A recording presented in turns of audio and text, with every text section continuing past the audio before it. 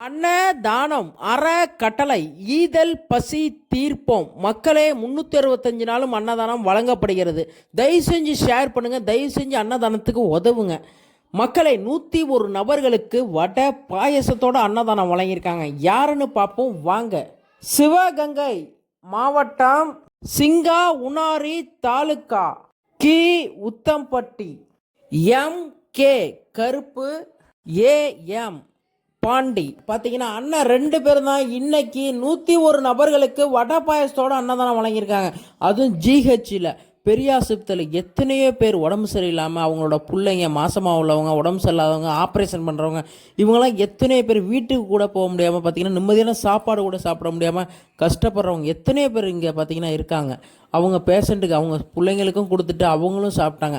இத்தனை பேருக்கு அன்னதானம் வழங்கினாங்க, இத்தனை பேர் பசியை போக்குனாங்க. அண்ணன் 2 பேருமே நல்லா இருக்கணும். 101 நபர்களுக்கு வடை பாயசத்தோட அன்னதானம் வழங்கியிருக்காங்க.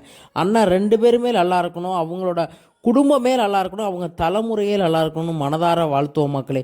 ஒருத்தவங்க பசியை போக்குறதுலாம் சாதாரண விஷயமே கிடையாது மக்களே. அதெல்லாம் ரொம்ப ரொம்ப பெரிய விஷயம். அவங்க தலைமுறைக்கு இந்த புண்ணியம் போய் சேரும் மக்களே. அவங்க இத்தனை பேருக்கு இன்றைக்கி 101 நபர்களுக்கு சாப்பாடு வழங்கியிருக்காங்க.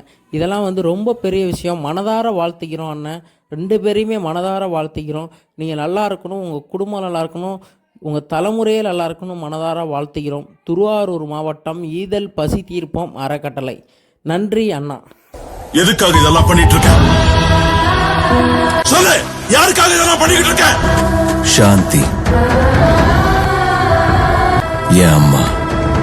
எனக்கு ஒரு வாக்கு கூட இந்த உலகமே மதிக்கிற பெரிய பணக்காரனா தான் சாகணும். சின்ன ஊர்ல பிறந்தால பெரிய ஆசைகள் எதுவும் இருந்ததில்ல. அந்த சத்தியத்துக்காக நான் சுயநலக்காரனா